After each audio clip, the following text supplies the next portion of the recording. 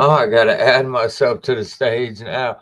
Hey, what's up, world? Hey, how's everybody doing on this fine late Saturday evening? I know it's late. I know it's late. Thank y'all. Any of y'all that tune in to watch with me, listen to me, ramble on. Hold on, Mr. Bishop. We'll get back to you in a minute. Wow, what a wild and wacky Thanksgiving weekend, right? Wild and wacky Thanksgiving weekend. I hope everybody is doing good. No food comas, food overloads, I guess you could say. Uh, as always, hit that. How do I get it? I can't get it right. There we go. Hit that like, share, and subscribe button, just like you see on the bottom ticker. Man, we'll get started here in a minute. Real quickly, public service announcements as always. Uh, support indie wrestling, support women's wrestling. And if you're looking for the coolest wrestling memorabilia, sports memorabilia, entertainment memorabilia, the dude has it all. And if he doesn't have it, if there's something hard that you're looking for, hit my guy up. Find him on Facebook. BWO, Brandon's Wrestling Oddities, right? A lot of this shit you see behind me and see on the side over here, stuff that you can't see back there, that's in the other room over here, right? Came from that man right there, man. So check him out, Brandon's Wrestling Oddities at BWO. And as always, support Busted Open Radio, Sirius XM Channel 156, 7 days a week. 8 a.m. to 11 a.m. Central Standard Time, 9 to noon on the East Coast. Would it be 6 to 9 on the out in Cali, 5 to 8 in Alaska? I guess that'd be. And check them out every Monday night, Wednesday night. I think they're going to start doing Friday after SmackDown, right? Busted Open After Dark immediately following those shows. Wednesday nights, normally hosted by none other than TNA Hall of Famer, WWE Hall of Famer, and one half of the most decorated tag team in wrestling history. I'm talking about none other than Mr. Dudley himself, Bully Ray. On Wednesday nights, the innovator of violence, the landlord of the house of hardcore, Tommy Dreamer on Monday nights. Man, check him out. Man, anyway, back to, Thanksgiving weekend. Like I said, hope everybody spent time with their family, with their loved ones. Did whatever you could, stayed positive. But sorry. We're here to talk about Survivor Series. And man, what a Survivor Series it was. Man, oh man. Um, get on the U.S. title match here in a moment. Uh, and to me, it was bangers after bangers. I mean, crowd was really into it. Over 17,000. Um, Triple H, they come off and said a North American arena, not stadium, right? So I guess we're making up new ways to set records because that one kind of baffled me, right? I guess if it's got a dome, it's a stadium, right? Silverdome, Superdome, Georgia Dome, right? Uh, it ain't there no more, but it used to be the Metrodome up in Minneapolis.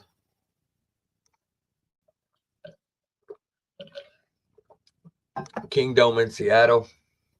List goes on and on. Anyway, over 17,000 in attendance in Vancouver for Survivor Series. Um, fully expected a swerve or a surprise, and if you were, you were pretty disappointed. But man, like I said, let me get my iPad here. I had the match card. I had some notes I took. Normally, I don't do that. Uh, um,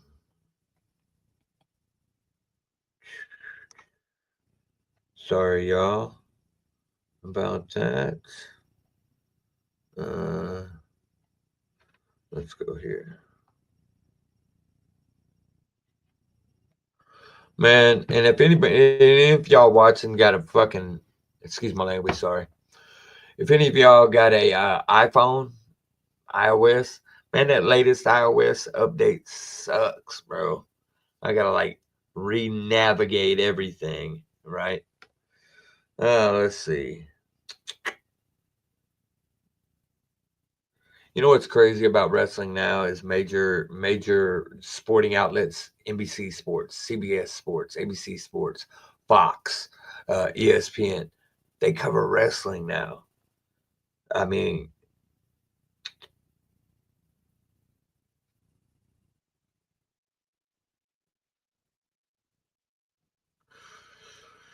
what was I highlight for? Uh,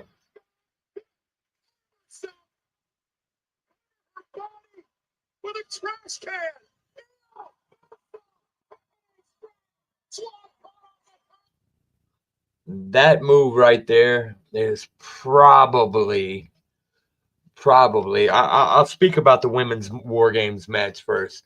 It's weird how they kicked it off, but I kind of liked it that they have that they did the women first, then the other matches, then the men in the end. Obviously, you know, sorry, you know that the men's match was going to be the main event. So, but you got to go back and watch this part of the match. It was Io Sky. Let's see. The team was Rhea Ripley, Bianca Belair, Naomi, and Io Sky and Bailey versus Liv Morgan, Raquel Rodriguez, Nia Jax, Tiffany Stratton, and Candice LeRae. Right now, Rhea Ripley pinned Liv Morgan to win the match. Right. Uh, but the move of the night, man, I'm gonna hold off on that because it was almost like, look, she set the bar high, right? And the women did. I will say this: the men tried to top it with the move, but the women, Rhea Ripley defeats Liv Morgan, and her team wins shockingly. You know, Liv Morgan and Nia Jax were both laid out.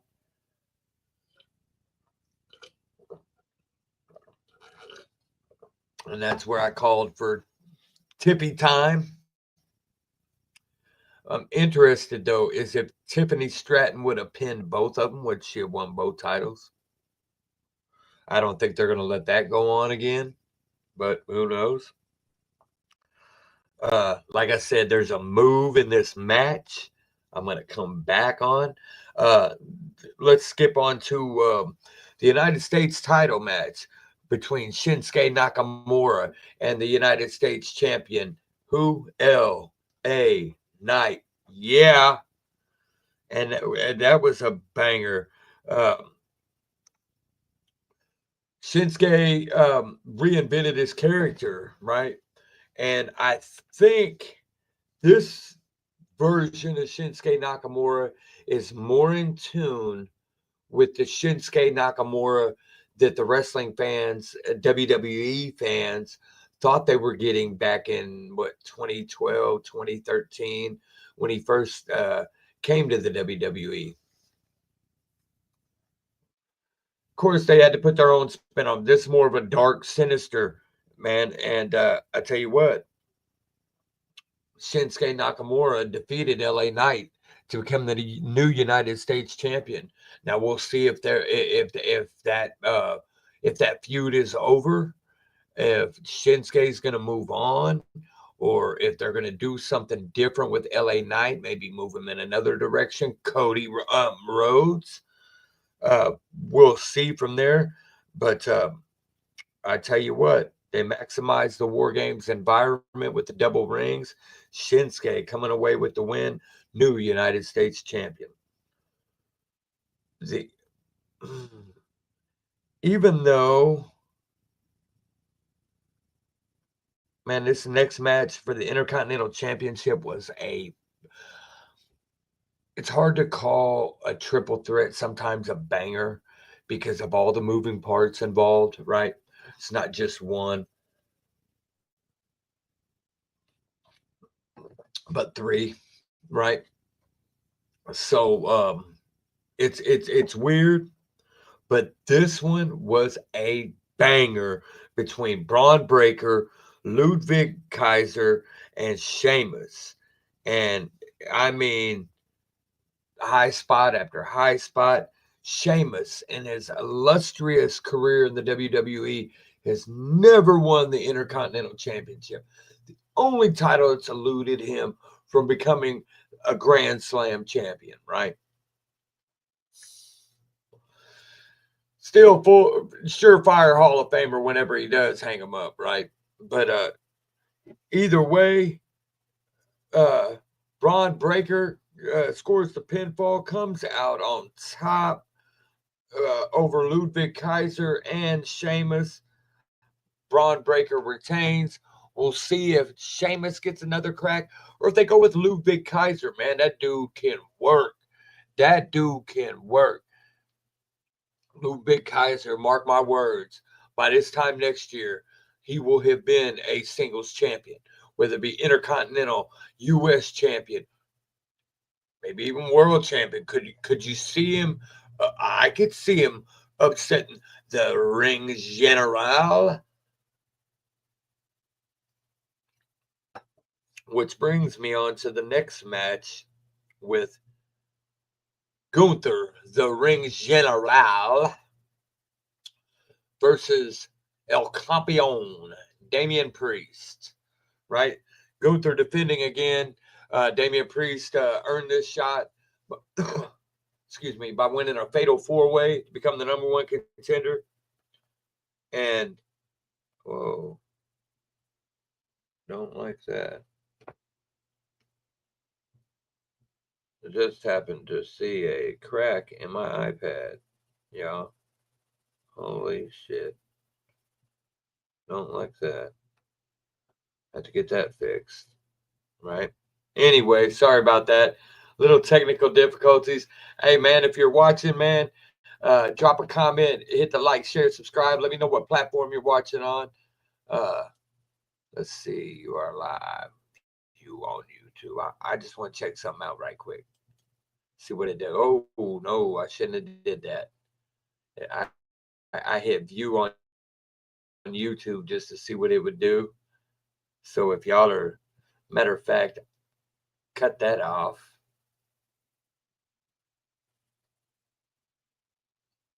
I was in the studio.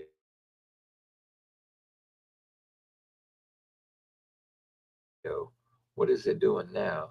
Oh, I have 12 subscribers. I don't want to get this. So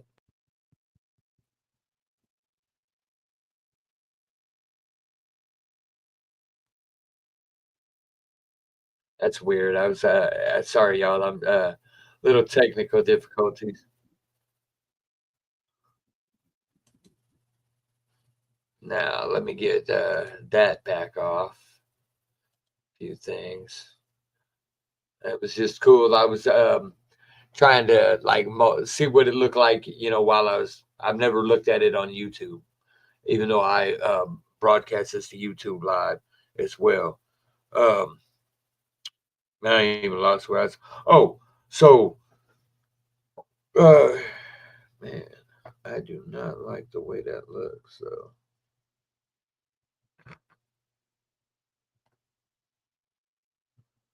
after it was a match that went way back and forth, back and forth, back and forth, right?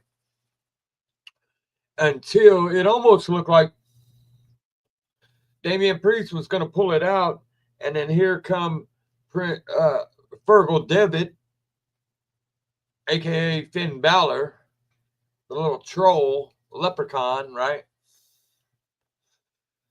Gets involved for no reason whatsoever. And here's the thing: usually the heel will welcome interference, right? Not Gunther. Gunther was pissed. So we might see a Gunther Finn Balor before we tune up for Gunther Ludwig Kaiser. Right? Which brings me to the main event. You had the new bloodline, Solo Sikoa, Jacob Fatu, Tama Tonga Loa, and Bronson Reed versus the OG bloodline of Roman Reigns, Jimmy and Jey Uso, Sami Zayn, as well as CM Punk. And the cool thing about WarGames is it's, in a way, it's like a mini Royal Rumble in a way at first. Two people start, and then 2 minutes later, your team sends one. Then 2 minutes, 3 minutes later, the other team sends one, till all 10 guys are in the ring. Then the match officially starts, right? It's in ding, ding, ding. Then it can end by pinfall or submission, right? And we had a lot of wicked spots. Matter of fact, Roman was the last one to come in. So who started it? Jey Uso started against Tama Tonga. Then Jacob Fatu came in. Then Jimmy Uso came in. Then I think it was Tonga Loa or at that point they had the brothers in there. And Jacob Fatu. Then Sami Zayn. Then CM Bronson Reed. Then CM Punk. Now, when CM Punk came in, Roman was still kind of hot, right? Roman's not feeling this CM Punk Paul Heyman alliance again, right? Yes. CM Punk's the OG Paul Heyman guy, right? But he was not his wise man. It's not his special counsel. Think we might get a little bit more played into that. The wicked thing is Paul was dappered up, right? Why change the suits? Was the suit when you returned with just the plain black coat with the all red t-shirt? And yes, I got my We the Ones shirt on. CM Punk beanie. But was that just to throw people off, right? To make the internet talk? Because I guarantee you, him having that suit on was pretty freaking significant as far as making the internet talk. Because that's exactly what it did. Okay. Then when CM Punk came in, a la Hell in a Cell with Drew McIntyre, man, he brought out the toolbox. Now, whether that one was staged to be there like that, right? It was weird that the toolbox never came open. Nobody ever opened it. But as he's hitting people with it, you can hear the tools. So it maybe makes you wonder if they didn't have it gimmicked to where it wouldn't open. Either way, he did what he was supposed to. But the wicked thing is by the time Roman came in, because Roman was the last one, Solo and him locked the cage. So Roman climbed over into the cage, right? And he took them all out. Then he goes back. Now, mind you, Sammy, Jimmy and Jay, and CM Punk are all laid out in one ring. He goes in, takes out the others for a minute, then goes back to the ring with his team in it. He helps up the Usos, looks at CM Punk and keeps on walking, and goes and helps Sami Zayn up, right? He never helped CM Punk up. So fast forward into there's a sequence that it was weird. Jacob Fatu, wait, no. CM Punk had Jacob Fatu like he was getting ready to hit him with the GTS. And Roman is getting ready to spear either Solo or Bronson Reed. They move out of the way and he spears CM Punk, right? Could he have stopped? Who knows? But here's the kick is a few ticks later, Bronson Reed's beating the shit out of Roman. He puts Roman on a table, and he don't climb to the top rope. He climbs to the top of the corner of the cage to do either a moonsault, a splash, whatever. Mind you, Bronson Reed's like 450 pounds. And lo and behold, Dollar Bill Phil, the only real Bill in a room full of counterfeit bucks, Chicago made. CM Punk made the save and pulled Roman out of the way, or it would have ended there, right? So then there was a spot a little bit later where he helped CM Punk up. Almost like, okay.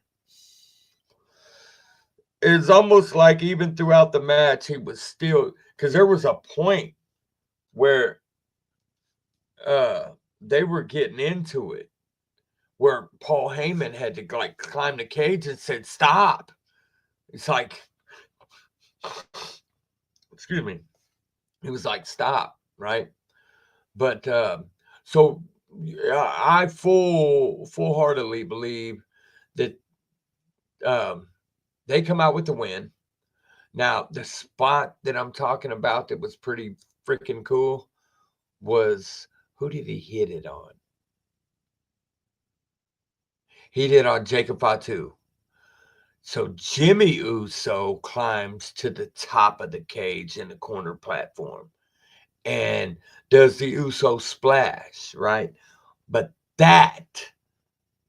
and they get the win. They get the win.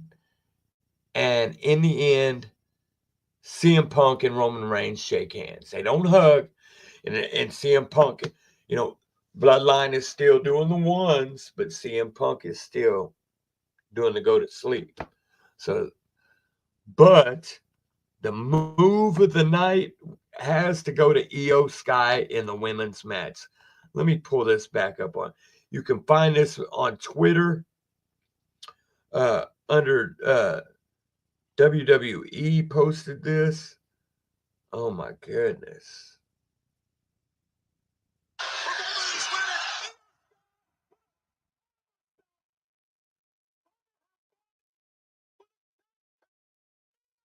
Hold on. Let me figure out how to get it.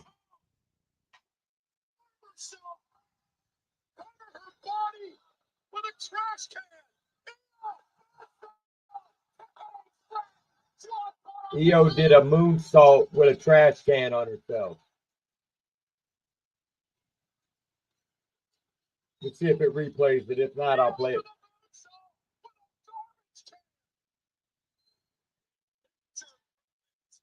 Watch this. At the same time, Tiffany Stratton was did a moonsault from the other corner in the other ring on someone. Io Sky did a moonsault with a trash can over her, right? Move of the night. Um, Overall, I get a pay-per-view. I enjoyed it. I'm not going to complain. Uh, it is what it is. It's all a part of a grander scheme of things to get to WrestleMania 41 in Las Vegas, April 19th and 20th. Excuse me, update. Let's do a little quick ticket update before I let y'all go. We'll check Vivid Seats. Come on. People are waiting. Okay, so for 2,800, two people, 2-day passes for 2,800, right? But let's go WrestleMania Saturday. Let's just say we sit up there.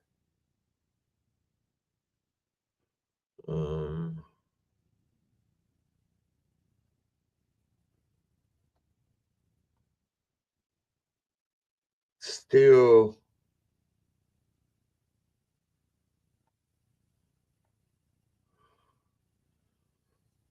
for $500 tickets, $1,444 for two of them.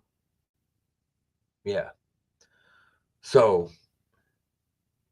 I'm probably going to go with the 2-day pass, $2,800. Did get a beeline on a different Airbnb, right? But cheaper. When I mean cheaper, we're talking like $1,000 cheaper, right?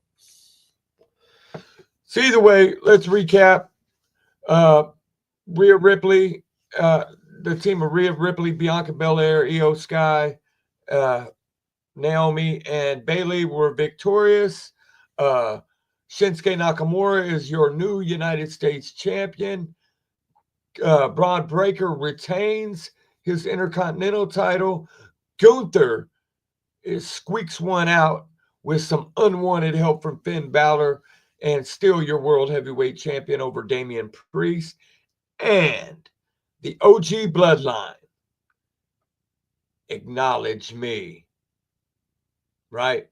The OG Bloodline of Sami Zayn, the Usos, your tribal chief Roman Reigns, and CM Punk victorious over the wannabe bloodline of Solo Sikoa, Tama Tonga, Tonga Loa, Jacob Fatu, and Tsunami himself, Bronson Reed. Hope you guys have enjoyed this. Man, as always, check out Busted Open Radio 24/7 on Sirius XM channel 156. Always check out my guy Brandon at Brandon's Wrestling Oddities, BWO on Facebook for all your memorabilia wants and needs. And as always, hit that like, share, and subscribe button, right? How did I hit that? I just now noticed that was misspelled, y'all. I might have to go fix that. Anyway, y'all, be kind, be lovable to one another, be thankful, praise a higher power, praise God, love your parents, do it all, do something. Either way, do it positive.